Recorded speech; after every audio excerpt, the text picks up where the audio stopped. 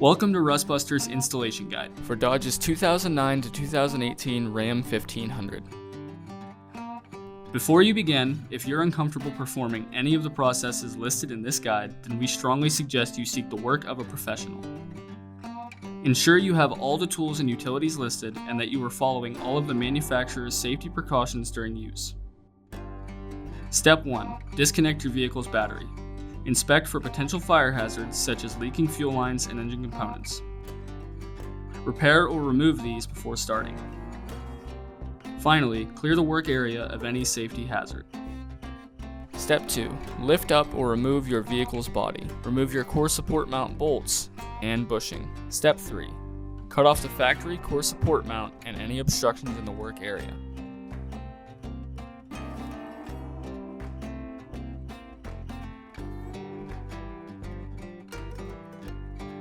Grind the frame free of rust and debris, revealing bare metal.